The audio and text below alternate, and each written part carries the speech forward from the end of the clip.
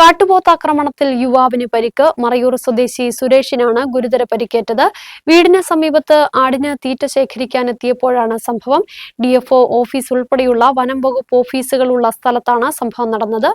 ആടിന് തീറ്റ ശേഖരിക്കാനെത്തിയ യുവാവിനെ കാട്ടുപോത്ത് ആക്രമിച്ചു. വീടിന് സമീപത്ത് പറമ്പിലെത്തിയപ്പോഴാണ് സുരേഷിനെ കാട്ടുപോത്ത് ആക്രമിച്ചത്. തലയ്ക്ക് ഗുരുതരമായി പരിക്കേറ്റ നിലയിൽ മറയൂരിലെ സ്വകാര്യ ആശുപത്രിയിലെത്തിച്ച് സുരേഷിന് പ്രാഥമിക ചികിത്സ നൽകിയ ശേഷം ഉദുമൽപേട്ട ആശുപത്രിയിലേക്ക് മാറ്റി. രാവിലെ 7:30യോടെയാണ് സംഭവം. കൊക്കോ തോട്ടത്തിനുള്ളിൽ മറഞ്ഞിരുന്ന കാട്ടുപോത്ത് വീടിന്റെ പിൻവശത്തൂടെ പാഞ്ഞെടുത്ത് ആക്രമിക്കുകയായിരുന്നു. സുരേഷ് മാറാൻ ശ്രമിച്ചെങ്കിലും കുത്തി വീഴ്ത്തുകയായിരുന്നു. DFO ഓഫീസ്, ചന്ദന ഗോഡൌൺ, ചന്ദന ഫാക്ടറി എന്നിവ പ്രവർത്തിക്കുന്നതിന് എതിർവശത്ത് 50 മീറ്റർ അകലെയാണ് കാട്ടുപോത്ത് ആക്രമണമുണ്ടായത്. സ്ഥിരമായി കാട്ടുപോത്ത് പരിസരത്ത് നിലയുറപ്പിച്ചിരിക്കുകയാണെന്നാണ് ആരോപണം. വനം വകുപ്പിലും ഉന്നത ഉദ്യോഗസ്ഥരോടും ജീവനക്കാരോടും വിവരമറിയിച്ചിട്ടും നടപടി സ്വീകരിക്കാത്തത് വലിയ പ്രതിഷേധത്തിനിടയാക്കുകയാണ്. News bureau, Marayur.